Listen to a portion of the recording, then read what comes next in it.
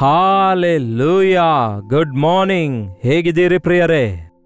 ಎಚ್ಚರಗೊಳ್ಳಿರಿ, ಬನ್ನಿರಿ, ದೇವರ ವಾಕ್ಯಗಳನ್ನು ಧ್ಯಾನಿಸೋಣ. ಎಷ್ಟು ಸಂತೋಷ ನೋಡಿ, ದಿನಾಲೂ ಹೀಗೆ ನಿಮ್ಮೆಲ್ಲರೊಂದಿಗೆ ಮಾತಾಡಿ. ನಿಮ್ಮಲ್ಲಿಯೂ ಎಷ್ಟೋ ಜನ ಎಷ್ಟೋ ಆಸಕ್ತಿಯಿಂದ ಅನುದಿನದ ಧ್ಯಾನ ವೀಕ್ಷಿಸಲು 7 ಗಂಟೆಗೆಲ್ಲ ಎದ್ದು ವೀಕ್ಷಿಸುತ್ತಿದ್ದೀರೆಂದು ತಿಳಿಸುತ್ತಿರುವುದಕ್ಕಾಗಿ ಎಷ್ಟೋ ಕರ್ತನನ್ನು ಸ್ತುತಿಸುತ್ತೇನೆ. ಈ ದಿನ ದೇವರು ಏನು ಮಾತಾಡುತ್ತಾರೆಂದು ಕೇಳೋಣ. ವಾಕ್ಯವನ್ನು ಹೃದಯದಲ್ಲಿ ಭದ್ರಪಡಿಸಿಕೊಳ್ಳೋಣ, ವಾಕ್ಯಾನುಸಾರವಾಗಿ ಜೀವಿಸೋಣ. ಪ್ರಾರ್ಥನೆ. ಪರಿಶುದ್ಧ ದೇವರೇ, ಪ್ರೀತಿಯುಳ್ಳ ತಂದೆಯೇ, ಪ್ರಾರ್ಥನೆ ಎಷ್ಟು ಪ್ರಾಮುಖ್ಯವಾದದೆಂದು ನಾವು ಗುರುತಿಸುವುದಕ್ಕಾಗಿ, ಪ್ರಾರ್ಥನಾತ್ಮವುಳ್ಳವರಾಗಿ ಜೀವಿಸುವುದಕ್ಕಾಗಿ, ಅನೇಕರಿಗೋಸ್ಕರ ಈ ಅಂತ್ಯ ದಿನಗಳಲ್ಲಿ ವಿಜ್ಞಾಪನೆ ಮಾಡುವುದಕ್ಕಾಗಿ ನಮಗೆ ಸಹಾಯ ಮಾಡಿರೆಂದು ಕ್ರಿಸ್ತನ ನಾಮದಲ್ಲಿ ಬೇಡುತ್ತೇನೆ ತಂದೆಯೇ, ಆಮೇನ್. ಈ ದಿನ ಶುಕ್ರವಾರ ಪ್ರಿಯರೇ. ಅಷ್ಟು ಬೇಗ ಶುಕ್ರವಾರ ಬಂದಿತ್ತಲ್ಲವೇ? ಅಷ್ಟು ಬೇಗ ಶುಕ್ರವಾರ ಬಂದಿತೋ ಮತ್ತೊಂದು ಸಾರಿ ಉಪವಾಸ ಪ್ರಾರ್ಥನೆ ಬಂತಲ್ಲವೇ ಎಂದು ಯೋಚಿಸ್ತಾ ಇದ್ದೀರೋ ಇಲ್ಲವೇ? ಹಾಲೆಲೂಯಾ. ಮತ್ತೊಂದು ಉಪವಾಸ ಪ್ರಾರ್ಥನೆಯ ದಿನವನ್ನು ದೇವರು ನನಗೆ ಕೊಟ್ಟಿದ್ದಾರೆ.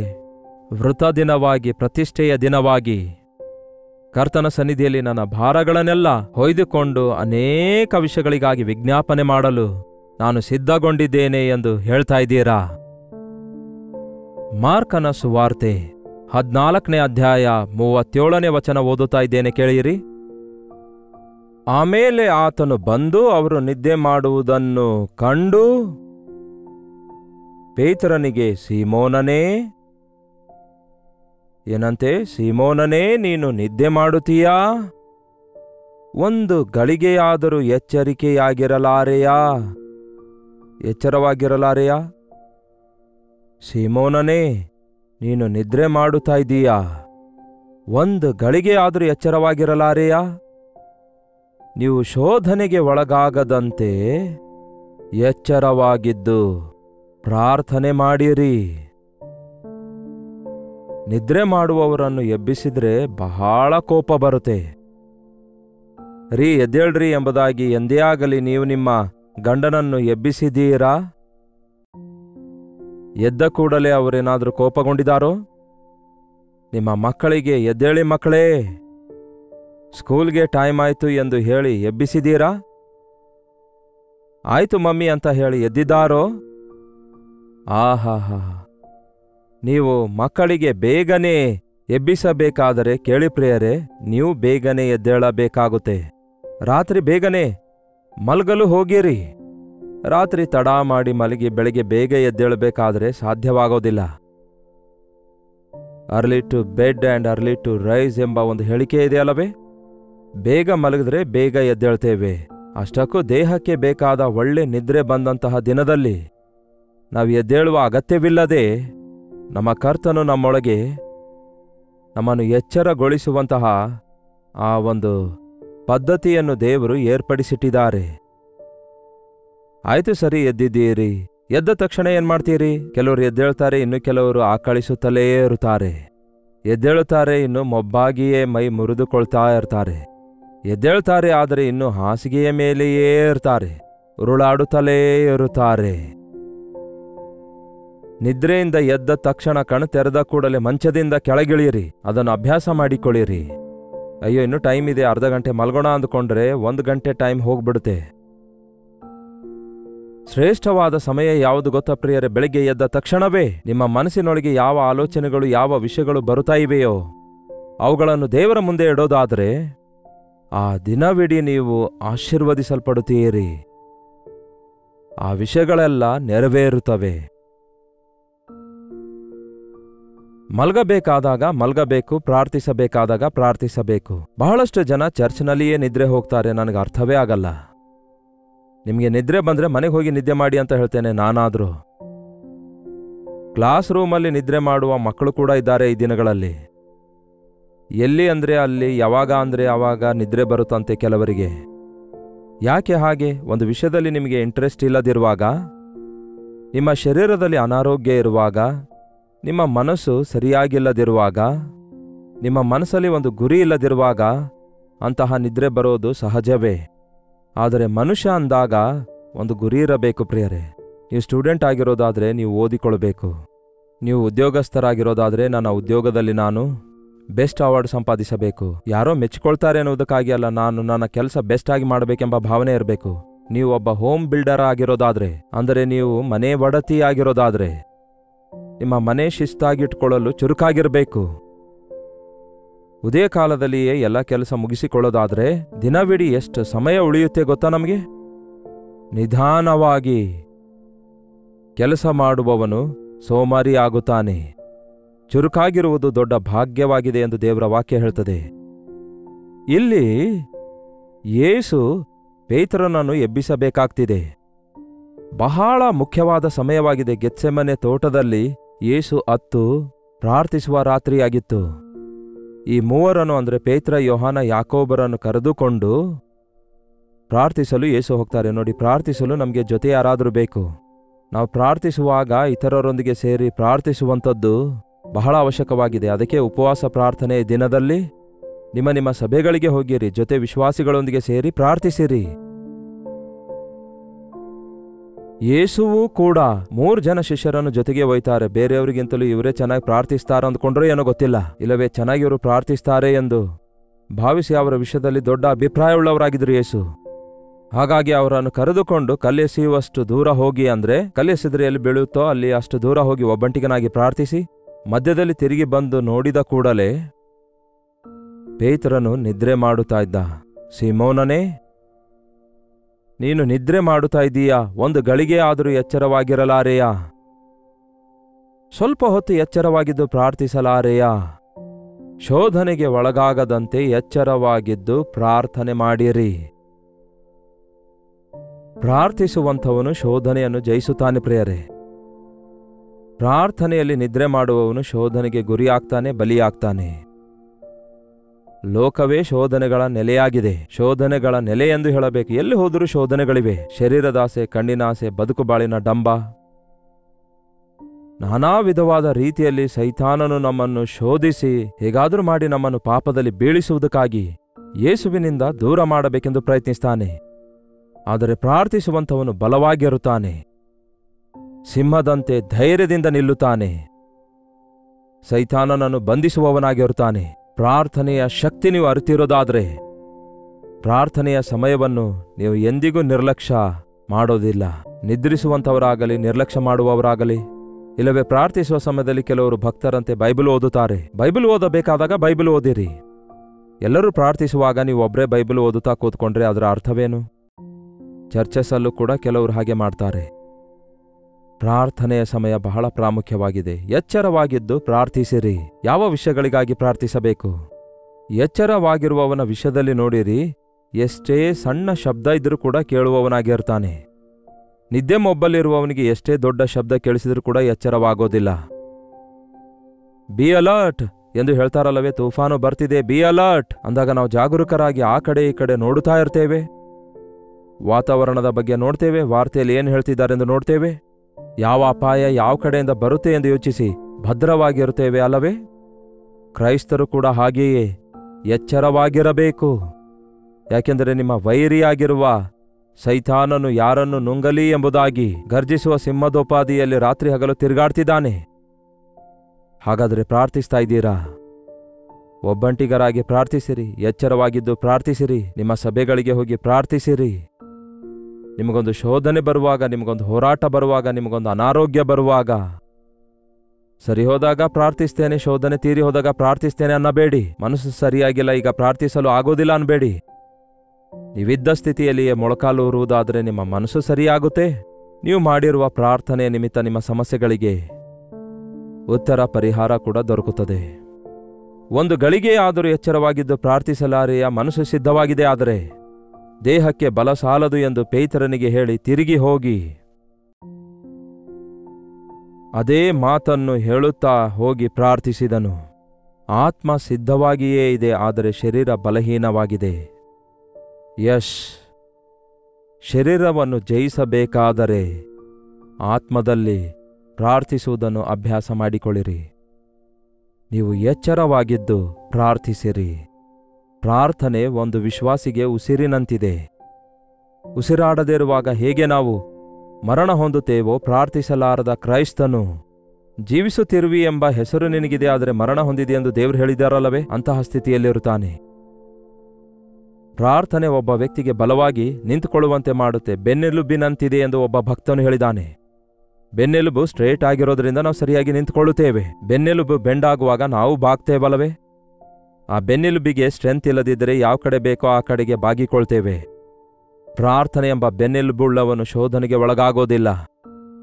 ಲೋಕಾಶೆಗಳಿಗೆ, ಶರೀರದ ಆಶೆಗಳಿಗೆ ಒಳಗಾಗಲ್ಲ. ಸೈತಾನನ ಯುಕ್ತಿ ಕುಯುಕ್ತಿಗಳು ಏನೆಂದು ಕಂಡುಕೊಳ್ತಾನೆ. ಸೈತಾನನ ಅಟ್ಯಾಕ್ ಅನ್ನು ಎದುರಿಸುತ್ತಾನೆ ಪ್ರಾರ್ಥನೆಯಿಂದ. ಪ್ರಾರ್ಥನೆ ಅಂದರೆ ದೇವರೊಂದಿಗಿನ ಸಹವಾಸ ಆಗಿದೆ. ಪ್ರಾರ್ಥನೆ ಅಂದರೆ ದೇವರೊಂದಿಗೆ ಮಾತಾಡುವಂಥದ್ದಾಗಿದೆ. ಪ್ರಾರ್ಥನೆ ಅಂದರೆ ದೇವರ ಸನ್ನಿಧಿಯಲ್ಲಿ ಆತನ ಬಲವನ್ನು, ಆಧ್ಯಾತ್ಮಿಕ ಬಲವನ್ನು ಹೊಂದಿಕೊಳ್ಳುವಂಥದ್ದಾಗಿದೆ. ನಾವು ಪ್ರಾರ್ಥಿಸುತ್ತಿರುವಾಗ ನಮ್ಮ ಮಾತುಗಳಿಂದ ನಮ್ಮ ಹೃದಯ ಭಾರವನ್ನೆಲ್ಲ ದೇವರ ಸನ್ನಿಧಿಯಲ್ಲಿ ಹೊಯ್ದುಕೊಳ್ಳುತ್ತೇವೆ.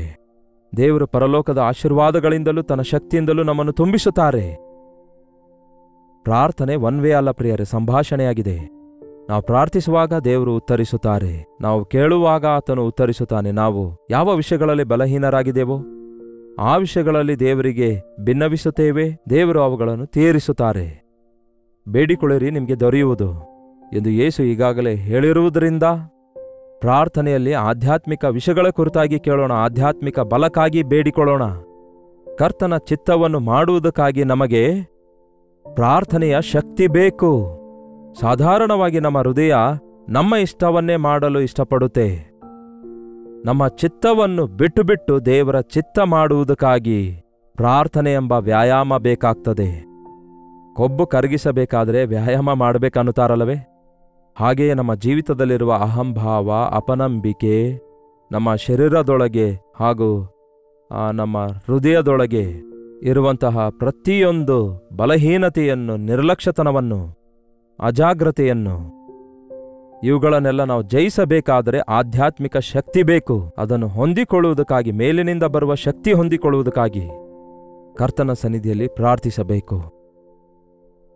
ಬಹಳಷ್ಟು ಸಾರಿ ಬಹಳಷ್ಟು ಜನರ ಪ್ರಾರ್ಥನೆ ಸಂಕುಚಿತವಾಗಿರುತ್ತೆ. ಆದರೆ ಇಂತಹ ಉಪವಾಸ ಪ್ರಾರ್ಥನೆಯ ದಿನದಲ್ಲಿ ಸಭೆಯಾಗಿ ನಾವು ಕೂಡಿ ಬರುವಾಗ, ಆಲಯದಲ್ಲಿ ಪ್ರಾರ್ಥಿಸುವಾಗ, ನಮಗೋಸ್ಕರ, ಸಭೆಗೋಸ್ಕರ, ದೇಶಕ್ಕೋಸ್ಕರ, ದೇಶದ ನಾಯಕರಿಗೋಸ್ಕರ, ಬಾಧೆಯಲ್ಲಿರುವವರಿಗೋಸ್ಕರ, ಅವಶ್ಯಕತೆಯಲ್ಲಿರುವವರಿಗೋಸ್ಕರ, ಇನ್ನೂ ರಕ್ಷಣೆ ಹೊಂದದವರಿಗೋಸ್ಕರ, ನಶಿಸಿ ಹೋಗುವ ಆತ್ಮಗಳಿಗೋಸ್ಕರ ಒಂದು ಲಿಸ್ಟ್ ಇಟ್ಕೊಂಡು ನಾವು ಪ್ರಾರ್ಥನೆ ಮಾಡುವುದಾದರೆ ಪ್ರಿಯರೇ, ನಮ್ಮ ಪ್ರಾರ್ಥನೆ ಪರಿಪೂರ್ಣವಾಗಿರುತ್ತೆ.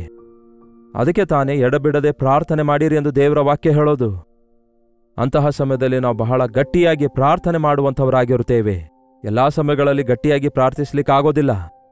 ಆದರೆ ಅಂತರಂಗದೊಳಗೆ ಆ ಪ್ರಾರ್ಥನೆಯ ಭಾರವನ್ನು ಇಟ್ಟುಕೊಂಡಾಗ, ನುಡಿಯಲ ಶಕ್ಯವಾದ ನರಳಾಟದೊಂದಿಗೆ ಆ ಒಂದು ಹೃದಯ ಆಳದಿಂದ ದೇವರಿಗೆ ವಿಜ್ಞಾಪನೆಯನ್ನು ಮಾಡುವಾಗ, ಅದರೊಂದಿಗೆ ನಮ್ಮ ಆಲೋಚನೆ, ನಮ್ಮ ಯೋಚನೆಗಳೆಲ್ಲ ದೇವರೊಂದಿಗೆ ಹಂಚಿಕೊಳ್ಳುವುದಾದರೆ ಕರ್ತನು ಅನುಗ್ರಹಿಸುವ ಆಧ್ಯಾತ್ಮಿಕ ಬಲವನ್ನು, ಶಾರೀರಿಕ ಬಲವನ್ನು ಹೊಂದಿಕೊಳ್ಳುವವರಾಗುತ್ತೇವೆ. ಎಷ್ಟೇ ಹೇಳಿದರೂ ಪೇತ್ರ, ಯೋಹಾನ, ಯಾಕೋಬರು ಪ್ರಾರ್ಥಿಸಲಿಲ್ಲ. ಶೋಧನೆ ಬರುತ್ತೆ ಪ್ರಿಯರೇ, ಅದನ್ನು ಜಯಿಸಬೇಕಾದರೆ ಪ್ರಾರ್ಥನೆ ಬೇಕು. ಈಗ ನನಗೆ ಯಾವ ಶೋಧನೆ ಇಲ್ಲ, ಎಲ್ಲವೂ ಚೆನ್ನಾಗಿದೆ, ನಿದ್ರೆ ಬರ್ತಿದೆ, ಮಲಗುತ್ತೇನೆ ಅಂದ್ಕೊಳ್ಬೋದು. ಆದರೆ ಶೋಧನೆಗಳು ಬರ್ಲಿಕ್ಕಿವೆ. ನಿದ್ರೆ ಮಾಡಲಾರದಂತಹ ಪರಿಸ್ಥಿತಿಗಳು ಬರ್ಲಿಕ್ಕಿವೆ. ಭಯಂಕರವಾದ ಕಾರ್ಯಗಳು ಈ ಲೋಕದಲ್ಲಿ ಜರುಗಲಿಕ್ಕಿವೆ. ಈ ದಿನ ಚೆನ್ನಾಗಿರಬಹುದು, ಸೌಖ್ಯವಾಗಿರಬಹುದು. ಆದರೆ ಶೋಧನೆಯ ಸಮಯದಿಂದ ನೀವು ತಪ್ಪಿಸಿಕೊಳ್ಳಬೇಕಾದ್ರೆ, ಆಧ್ಯಾತ್ಮಿಕವಾಗಿ ನೀವು ಬಲಗೊಳ್ಳುವುದಕ್ಕೋಸ್ಕರ ಪ್ರಾರ್ಥನೆ ನಿಮಗೆ ಎಷ್ಟೋ ಅವಶ್ಯಕವಾಗಿದೆ. ಯೇಸು ಆದರೂ ಎಷ್ಟೋ ಆಸಕ್ತಿಯಿಂದ ಪ್ರಾರ್ಥಿಸ್ತಾರೆ, ವೇದನೆಯಿಂದ ಪ್ರಾರ್ಥಿಸ್ತಾರೆ. ಆ ರಾತ್ರಿ ಆ ಗೆತ್ಸೆಮನೆ ತೋಟದಲ್ಲಿ ಆತನ ಬೆವರು ನೆಲದ ಮೇಲೆ ಬೀಳುವಾಗ ರಕ್ತ ಬಿಂದುವಿನಂತೆ ಬಿದ್ದಿತ್ತು. ಆತನು ಪ್ರಾರ್ಥಿಸಿರೋದ್ರಿಂದಲೇ ಆತನು ಎಷ್ಟೋ ಭಯಂಕರವಾದ ಅವಮಾನವನ್ನು, ನಿಂದೆಯನ್ನು, ಶ್ರಮೆಯನ್ನು ತಾಳಿಕೊಂಡನು. ದ್ರೋಹ ಮಾಡಿರುವ ಯೂದನನ್ನು ಕೂಡ ಕ್ಷಮಿಸುತ್ತಾರೆ. ಆ ರಾತ್ರಿ ವೇಳೆಯಲ್ಲಿ ಆ ಯೇಸುವನ್ನು ಬಂಧಿಸಲು ಬಂದಾಗ ಪೇತ್ರನು ಆ ಸೈನಿಕನೊಬ್ಬನ ಕಿವಿ ಕತ್ತರಿಸುತ್ತಾನೆ. ಹಾಗೆ ಕಿವಿಯನ್ನು ಪೇತ್ರನು ಕತ್ತರಿಸಿದಾಗ ಪೇತ್ರನಿಗೆ ಆ ಕತ್ತಿ ಬೀಸಾಡು ಅಂತ ಯೇಸು ಹೇಳ್ತಾರೆ ಮತ್ತು ಆ ಕಿವಿಯನ್ನು ಅಂಟಿಸ್ತಾರೆ. ಯಾವುದೇ ಪ್ಲಾಸ್ಟಿಕ್ ಸರ್ಜರಿಯ ಅಗತ್ಯವಿಲ್ಲದೆ ಬಂಧಿಸುವುದಕ್ಕಾಗಿ ಬಂದಂಥವನನ್ನು ಸ್ವಸ್ಥಪಡಿಸಿ ಕಳಿಸುತ್ತಾರೆ. ಪ್ರಾರ್ಥನೆ ನಮಗೆ ಎಷ್ಟೋ ಉನ್ನತ ಮನೋಭಾವನೆ ಕೊಡುವಂಥದ್ದಾಗಿದೆ, ಎಷ್ಟೋ ಪ್ರೀತಿ ಸಹನೆ ಕೊಡುವಂಥದ್ದಾಗಿದೆ. ಶಿಲುಬೆಯಲ್ಲಿ ಯೇಸು ಹೊಂದಿರುವ ಶ್ರಮೆ, ಆ ಒಂದು ನಿಂದೆ, ಅವಮಾನ, ಶಾರೀರಿಕ ಮಾನಸಿಕ ಬಾಧೆಗಳು ಇವೆಲ್ಲ ಯೇಸು ಸಹಿಸಿಕೊಳ್ಳಲು ಕಾರಣ ಆತನು ಪ್ರಾರ್ಥನೆಯಲ್ಲಿ ತನ್ನನ್ನು ತಾನು ಸಿದ್ಧಪಡಿಸಿಕೊಂಡಿರೋದ್ರಿಂದಲೇ. ಲೋಕವೆಲ್ಲ ಹಾಯಾಗಿರುತ್ತೆ ಅಂದುಕೊಳ್ಬೇಡಿ. ಲೋಕದ ಪರಿಸ್ಥಿತಿ ಯಾವ ಕ್ಷಣ ಬೇಕಾದರೂ ಬದಲಾಗಬಹುದು. ನಿಮ್ಮ ಸ್ವಂತವರೇ ನಿಮಗೆ ವಿರೋಧವಾಗಿ ತಯಾರಾಗಬಹುದು. ನೀವು ಆಧಾರಗೊಂಡಿರುವವುಗಳೇ ನಿಮ್ಮ ಕೈ ಬಿಡಬಹುದು. ಅಂತಹ ಎಲ್ಲಾ ಸಮಯಗಳಲ್ಲಿ ಸ್ಥಿರವಾದ ನಂಬಿಕೆ ಹೊಂದಿಕೊಂಡಿರಬೇಕಾದ್ರೆ, ಆಧ್ಯಾತ್ಮಿಕವಾಗಿ ಬಿದ್ದು ಹೋಗಲಾರದಂತೆ, ದೇವರಿಗೆ ವಿರುದ್ಧವಾಗಿ ತಿರುಗಿ ಬೀಳಲಾರದಂತೆ ನಂಬಿಕೆಯನ್ನು ಕಾಪಾಡಿಕೊಳ್ಳಬೇಕಾದರೆ ನಮಗೆ ಅತ್ಯಧಿಕವಾದದ್ದು, ಅತ್ಯವಶ್ಯಕವಾದದ್ದು ಪ್ರಾರ್ಥನೆಯ ಜೀವಿತವಾಗಿದೆ. ಬನ್ನಿ ಪ್ರಾರ್ಥಿಸೋಣ. ಪರಿಶುದ್ಧ ದೇವರೇ, ಪ್ರೀತಿಯುಳ್ಳ ತಂದೆಯೇ, ಒಬ್ಬಂಟಿಗರಾಗಿ ಪ್ರಾರ್ಥಿಸುವುದನ್ನು ನಮಗೆ ಕಲಿಸಿರಿ. ಸಭೆಯಲ್ಲಿ ಐಕ್ಯವಾಗಿದ್ದು ವಿಶ್ವಾಸಿಗಳೊಂದಿಗೆ ಮೊರೆ ಇಡುವಂತಹ ನಂಬಿಕೆಯ ಪ್ರಾರ್ಥನೆ ನಮಗೆ ಕಲಿಸಿಕೊಡಿರಿ.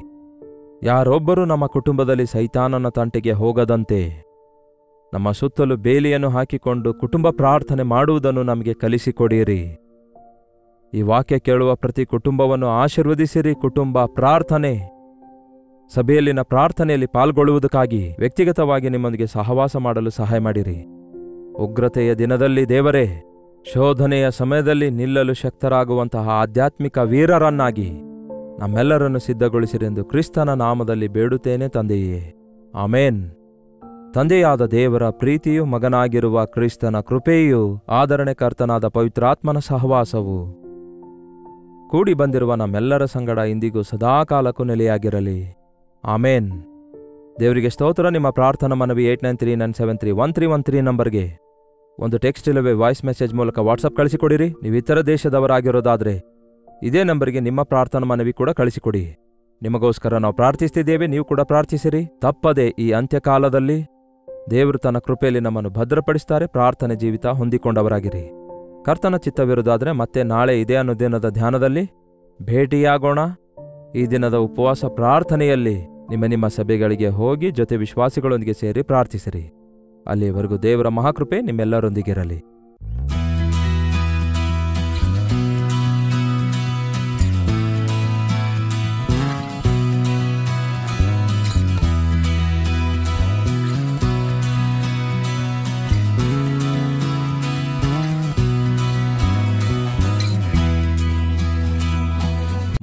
ಮುಂಬೈ ಸುತ್ತಮುತ್ತಲಿರುವವರೆಲ್ಲರಿಗೂ ಒಂದು ಶುಭವಾರ್ತೆ.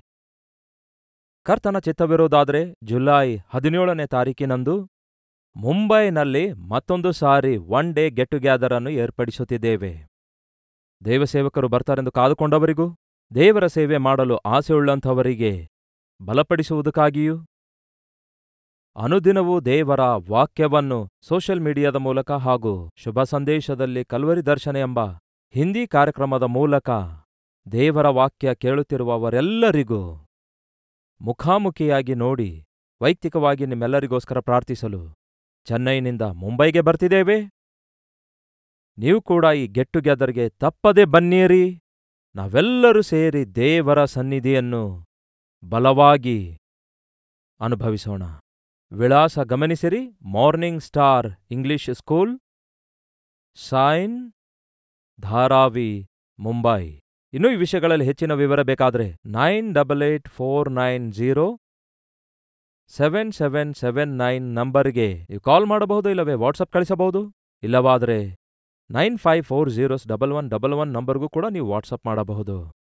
ತಪ್ಪದೆ ಬರ್ತೀರಲ್ಲವೋ? ನಿಮ್ಮ ಬಂಧು ಮಿತ್ರರೆಲ್ಲರಿಗೂ ತಿಳಿಯಪಡಿಸಿರಿ.